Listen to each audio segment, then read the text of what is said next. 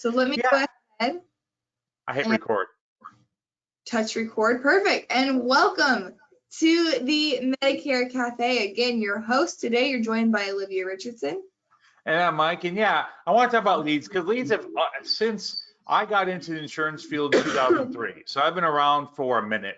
And one of the most consistent things talked about by insurance agents is leads, because it's very easy to get your insurance license. Let's face it, versus getting, passing the bar or getting your medical degree or starting a business where you need high-end capital to start a franchise of a restaurant or something else. Insurance is a very low bar to get in, but the challenge there is, great, got my insurance license, now what? I could tell my friends and family, my sphere of influence, as they call it, but if I need to go beyond that, how do I do it? I came from restaurant world, or I came from the automotive world, and I came from this world over here where I'm not used to marketing because the corporation I worked for did it all for me. Now it's on me. What do I do? Oh, wait, I could buy leads and cut all that out. Woohoo, let's do that. So agents are very, very easily tempted into buying leads. So the next couple of weeks, we're going to talk about leads. On our blog on smsteam.net, we also have a 5-part series about leads coming in as well. So we're going to jump into leads, and maybe it's right for you, maybe it's not. If you've been thinking about, I need leads, we're going to answer those questions over the next few weeks. Let's get into it.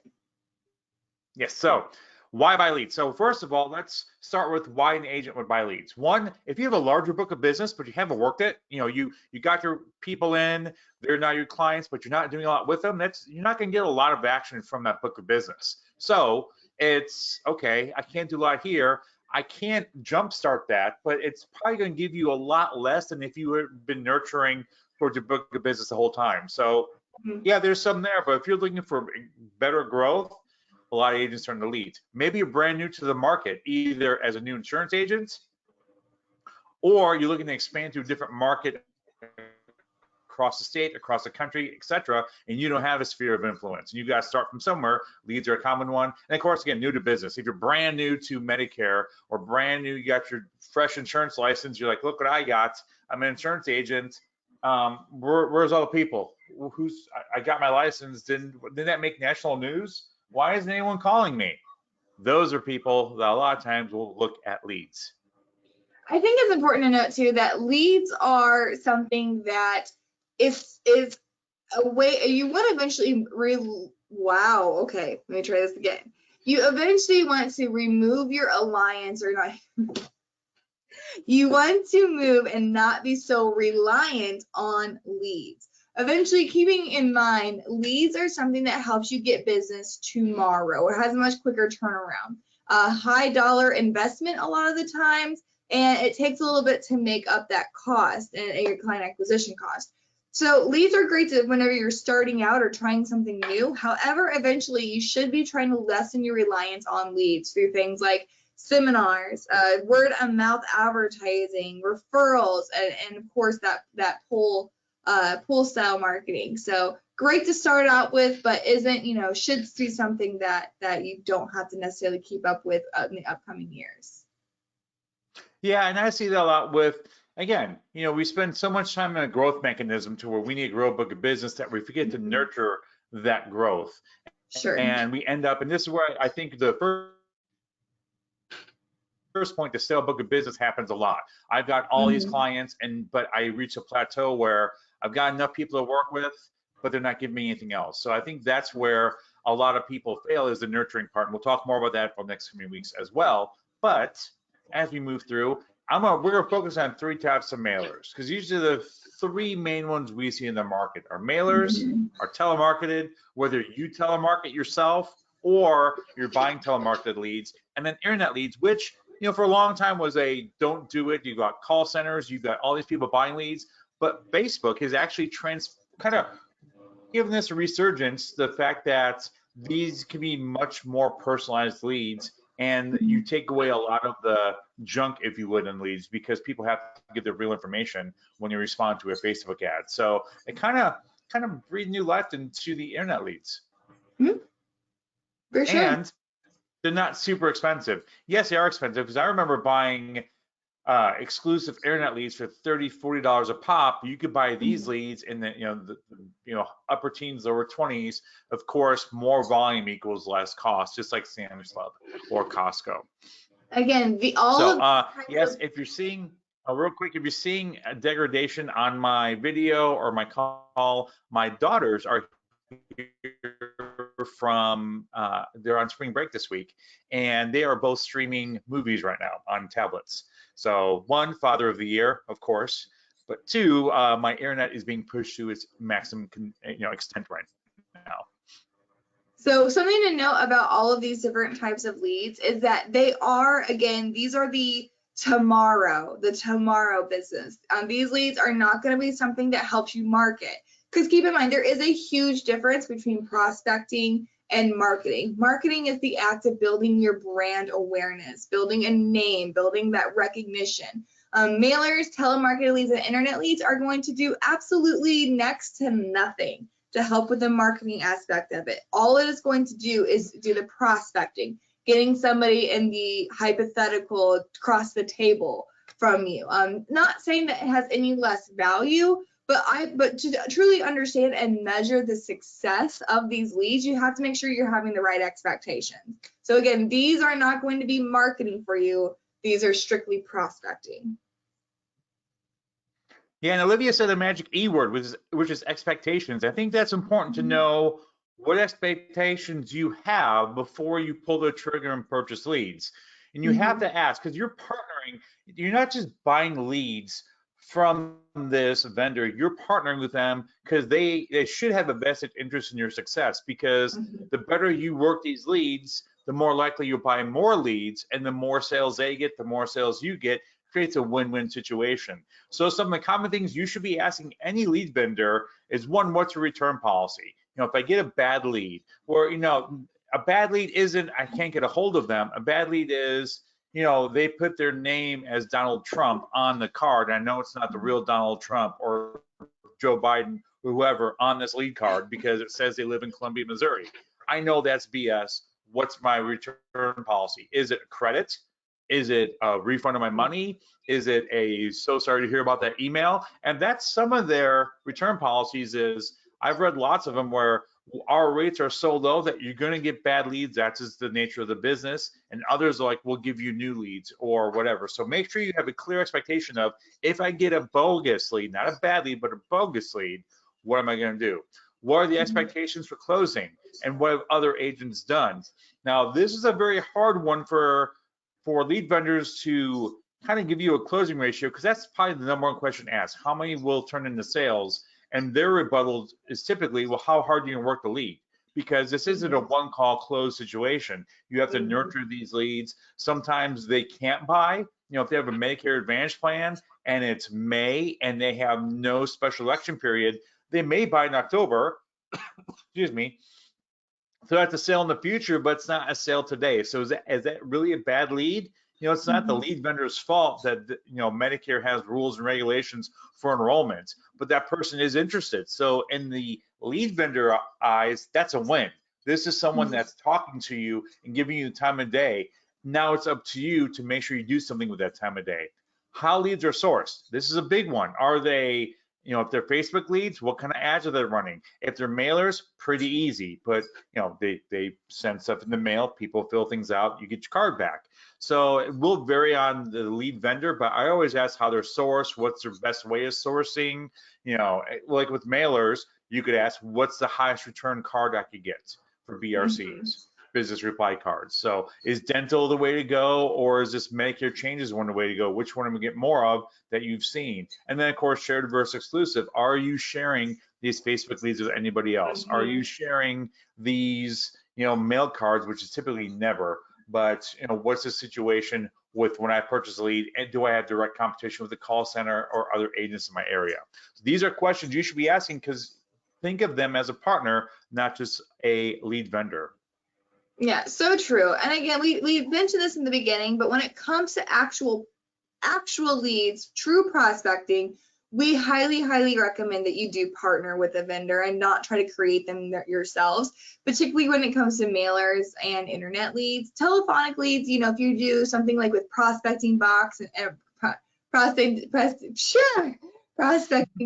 and try to, set your own appointments. That's one thing. But when it comes to the mailers and internet leads, please, because it's going to be cheaper to do it that way, you're probably going to see a better rate of return. And like Mike said, you're working with true experts on that. So make sure that you are using an expert versus trying to create your own.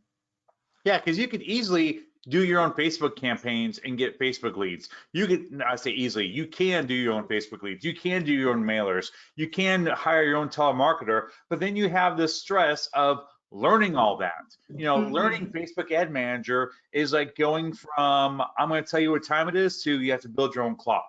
I mean, that's the realm of the separation of the two. It's a huge chasm of learning there. Just like with mailers, what mailer works. Let the people that have dropped millions of pieces of mail tell you what works rather than you do it by trial and error.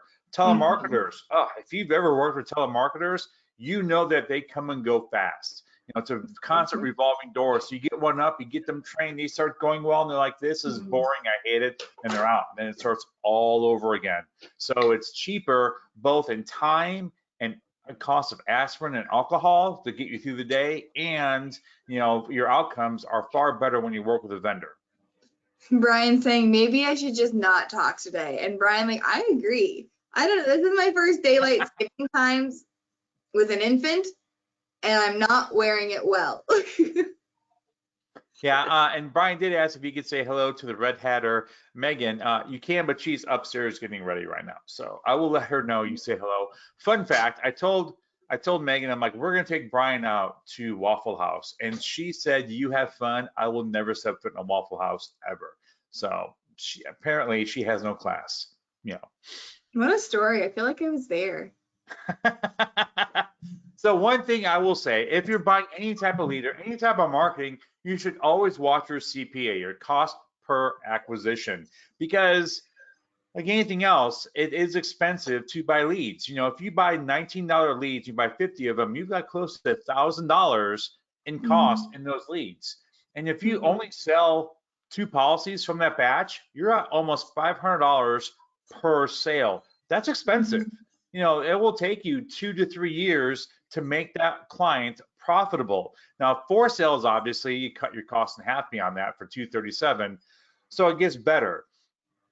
But leads, the challenge with leads is they're easy. I call somebody, I get names to call. Very simple. You don't have to do anything. They're doing all the heavy lifting for you, but your money does the talking.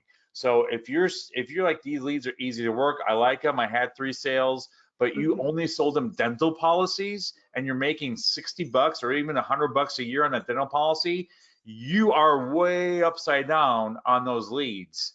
So you need to make sure that you're following, what did I make on this sale versus what did it cost me to get in front of that person and sell them, and is it worth my time? And I would say a good close ratio is like a batting average. 300 or 30% is really good, because these are complete strangers you're talking to that may have a little bit of interest in there. So don't expect to be 50, 60, 70% close ratios. Those are referral close ratios. When someone says, you help my brother, sister, aunt, uncle, mom, dad, etc. with their Medicare, I've got some questions, can you help me? The trust is already there. You're talking to complete strangers about insurance, which of course to us is a thrilling subject, to them is like pulling teeth without Novocaine. So it does take, 20, 30% is a high closing ratio on those. You just have to treat your agency for exactly what it is, which is a business. Being able to track, how much does it cost you to take every single client? What is your profit per presentation? If this is the margins you have, if you're only presenting a Medicare supplement or a Medicare Advantage, and really you could potentially be losing money for every client that first year. So making sure you're tracking your profit per presentation, adding in those cancer policies, DVH, in addition to the core policies. You want to make sure that all your hard work, you're actually making an income to help pay for these leads.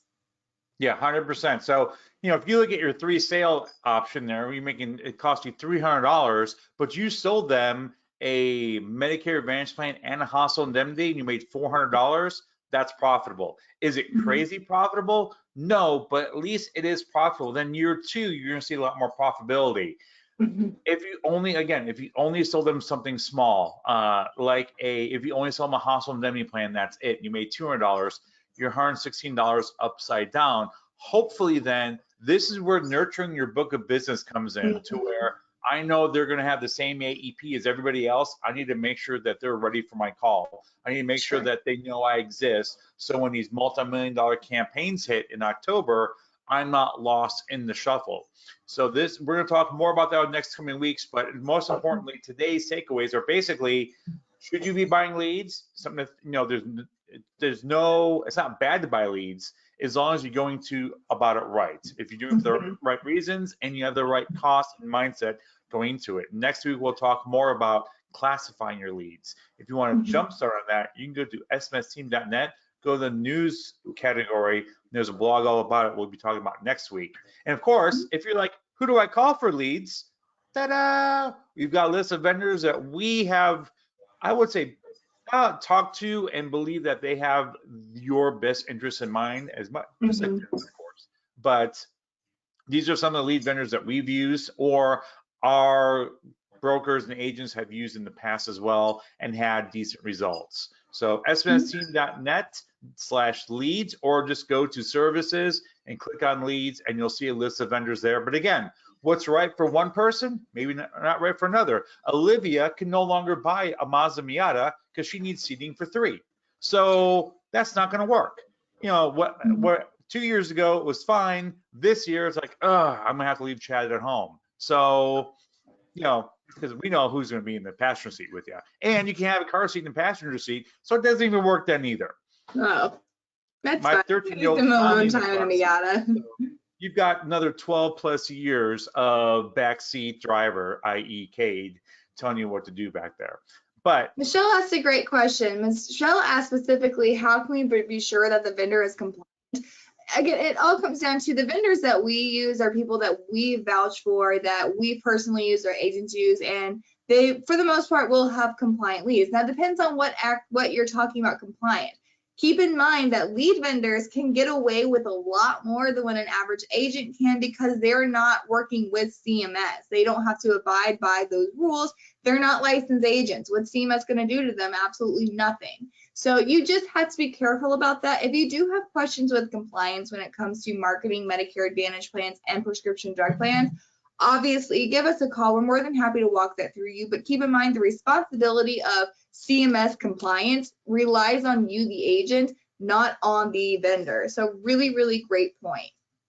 Yeah, this isn't the greatest analogy, but I'm going to say it anyway because it was told to me like this. They have gun shows, right? You can go buy a gun, and the regulations are more lax. Well, a friend of mine who is also an insurance agent went there, and there was a book on how to turn your gun into a fully automatic gun, which is illegal. But the disclaimer was, this is for reference only. If you do it, it's on you. That's the same philosophy. It's a horrible example. I'm sorry for this. No, I get it. Off the top of my head. But it's the same thing with the lead vendors. We'll drop whatever you want because you're the end user. Like Olivia said, we're not responsible for CMS guidelines because we're not selling to seniors. We could say whatever we want. We could say free insurance because you're the one that's actually sending it out. We're just giving it to you, or we're sending it per your request, and you're the one with the license, not us. That's why I say stick with dental. Dental doesn't have the CMS oversight. Medicare changes is kind of a gray area. Depends what they're saying in there. I know I've got lead cards that we've got in the mail because, again, my wife is on the T65 list that we're not compliant, and that me and Mary, our old compliance officer, would laugh at because look at this thing that came in. And of course, you don't know who sent it because it goes to a generic PO box, i.e. the lead vendor. Then the lead vendor channels it to the agents. So the only way to find out is to find out who the lead vendor was, but it doesn't tell you who the lead vendor was. So, CMS is not going to do all that digging, neither is a carrier. So it's kind of a gray area again, but just know that if you do have a violation and they say they filled out a card to get a hold of you, you're going to have to produce that card. And you have to say, this is what I sent out to my clients. And that's when you get in a whole lot of trouble. Lee asked a really great question. He was saying, calling a lead in a Florida area code from another state is problematic. The prospect sees that an out-of-state phone number and they really don't pick up the phone, which is really frustrating. Any ideas? So absolutely, if you are somebody that is calling in multiple states, it is, again, thanks to caller ID, and now we have like those potential spam calls. Our cell phones have become more, I would say, intuitive to help combat that. Great for the consumer, really difficult for you when you're genuinely just trying to help other individuals in other states. So I like technology that allows you to actually change your phone number and change your area code. I know we at the office use Ring Central. You're able to actually set up different area codes. Prospect Boss does something very similar to that, where you can change and manipulate the area code to make it look like you're calling from someplace else. So that is an option. But I would highly recommend don't underestimate the value of a voicemail either. I was just talking to our team about that too. About voicemails are not wasted time and not wasted effort if you do it appropriately. Voicemails need to be, I always say, less than 30 seconds. I like to keep them in that 15-second range. Keep in mind, a lot of technology now will dictate what your voicemail says. So making sure you're speaking very clear, very short, sweet, to the point, and you have to have a very strong call to action and a reason about why and when to get a hold of you. So if you do a voicemail properly, then it works very similar to like a lead, to dropping a lead. So just keep that in mind. But again, I like technology that allows you to manipulate the area code from which you're calling from. Yeah, if you're looking for a second phone number, a great inexpensive way to do that is Google Voice. As long as you have a Google account, which I think we all do nowadays, just go to Google, type in Google Voice, and you can buy a local number or pick your area code for $10. And it's very, very easy. I can tell you, along with Olivia saying about voicemails, definitely leave a voicemail, because I have an 816 area code for my cell phone, which is Kansas City. If I live in Columbia, if I kept my, like everyone else, I kept my phone number and I moved. However, I get 816 calls all the time that I don't recognize, and they never leave voicemail. So I know it's, hey, I just want to cruise. Hey, we got this great promotion, blah, blah, blah, blah. I know they're masking their IDs and they're not leaving voicemails, and I've never returned any of those calls. All right. Now, if someone from an 816 number leaves me a message, because maybe they're in the same boat, they moved somewhere else, maybe they live here in Columbia too, and they kept their 816 area code, and they leave me a voicemail, I'm probably going to call them back because they left me a message. So not leaving a voicemail just screams spam. Yeah, and Lisa, well, what about if I'm calling in different areas of the state? Again, you can manipulate that area code. We use Ring Central. Ring Central is a cloud-based telephonic service. So places like a local landline or things like that, it's all cloud-based. So you can call from that number. Doesn't matter if you're calling on your personal cell phone, your business work, it all comes from that same number. But on that service, you can manipulate every single time the area code. So it just depends, on where that's from. If you want to manipulate it that many times, you're more than welcome to. Just make sure you're organizing it in a way to where you're doing them like in chunks, just to make it easier. But again, don't underestimate the value.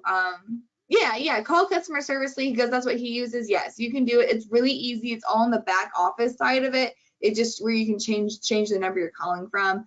But again, a good voicemail can overcome a lot of that. 100%, and that's part of what we talk about with CRMs. Make sure whatever piece of tech that you're using to its full advantage.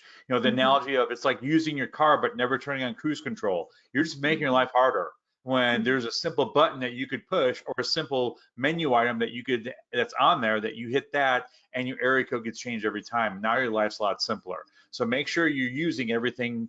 And if you have questions on that stuff, give us a call, or we may just have you call customer support, because that might be easier. But we're here for you either way. Brian said, your car warranty is expiring. I saw a great video. I just want to share it. Saw this morning, this couple was sitting like in an open field with like a wooded background. And all of a sudden, this guy comes out of the woodwork and goes, "Does your phone not work?" And the guy's like, "What do you mean?" He goes, "I've been trying to reach you about your car warranty." And the guy just started laughing. I mean, it was pretty funny, because I've never got a call on my car warranty. So I don't know if I'm just missing the boat, but apparently they're ruthless when it comes to car warranties. So Great story, Mike. Yeah, it was better if I would have saved it, but I didn't save it. I was gonna play it, but I don't have. That's what we call tenacity and stick-to-itiveness. So, Yes, but definitely, one of the things we're gonna talk about Friday, so to move on the Cafe Live, is working your book of business. So we talked mhm. about a lot of people will buy leads because their book of business does go stale. We're going to talk about how to keep your book of business active. So when you do reach out with an offer, it's not falling on deaf ears, or someone that's like, oh, they just want to sell me something, because that's the only time they ever contact me is for me to have my pocketbook out and write a check. So we're going to talk about some methods to keep them active. And then when you do call with an offer, that they'll be more receptive. So check that out Again, Friday, 9 mhm. o'clock on our Facebook page, Medicare Cafe. Make sure you like it. And as soon as you like it and follow it, you'll get notifications when we go live Fridays at 9. And if you miss it, it saves it to our page. So if it's 10 o'clock, you're like, oh no, I missed them.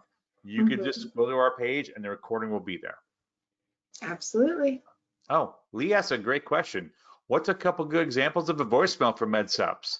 I always use, hey, this is Mike from Social Security. If you'd like to continue your benefits, please give me. Nope. Oh, wait, is that Nope. not legal? Nope. Nope. Oh, That is wrong. That is not how you do don't that. say that. I So, was kidding. so again, it just depends. For like a med sub lead, one thing, I mean, like, off the top of my head, this may come across ugly and a sin, but let me just give her a shot. Something along the lines of when you're doing a voicemail, you say who you are and where you're coming from immediately. That's the first thing. So it's, hi, this is Olivia Richardson calling from Richardson Insurance Agency, giving you a call today. I know our records indicated that you were turning 65 in the upcoming months. Happy birthday. Wanted to reach out to you in regards to your Medicare choices and to see if there's any way that I can assist you to make you more confident in your health care in the future. For any questions, give me a call, 1-800-689-2800. Again, this is Olivia Richardson, Richardson Insurance Agency, 1-800-689-2800. That was ugly, but right off the top of my head, accomplishes what I wanted to accomplish. Yeah, basically who you are, why you're calling, why it's important to me, and what to do next. So that's pretty much the basics of a voicemail. One thing I learned in leaving voicemails is we tend to say our last four digits very fast. Like, give me a call back, 800-689-2000. And it's So like, yeah. what? 20. So slowing it down and saying your zeros as zeros and not O's. So 1-800-689-2800.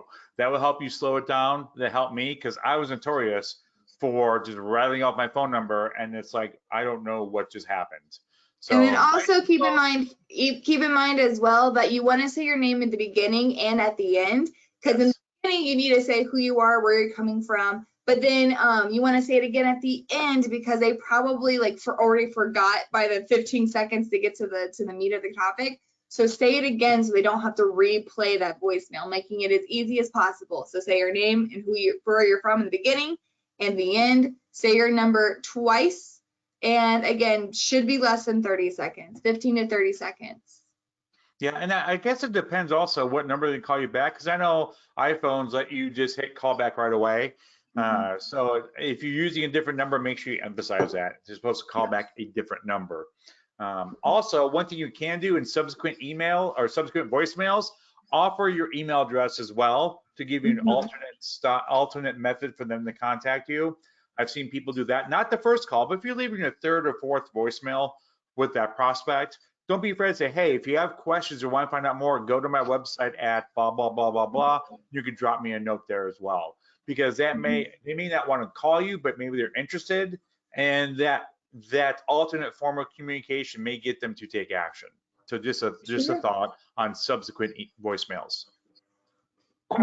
Says we're hired. Yes, Thank you are hired, Olivia. I think you. yeah, just oh, and there are also services. I know some people in the office use it in the past where you could record one message, and as soon as it goes to voicemail, you can just hit the button, and you could be done talking, and it'll automatically record the voicemail. That's why I So like Prospect Boss. Prospect Boss, you can upload a list. It calls 3 lines at once. Whenever somebody answers, the other 2 lines shuts down. You get to be on the phone, or it just will leave those voicemails. yes. So if you got a really good voicemail down, you could just automatically leave the same message for everybody. So that's a quick, easy way to go about it as well. But great questions. Thank you so much, everyone. We appreciate you all. Watch over the subsequent weeks for more lead-based Medicare cafes, because there's nothing wrong with buying leads as long as you do it smart. And that's what we're focusing on over the next 3 weeks. Awesome. Yes. Well, thank you guys so much, and we will see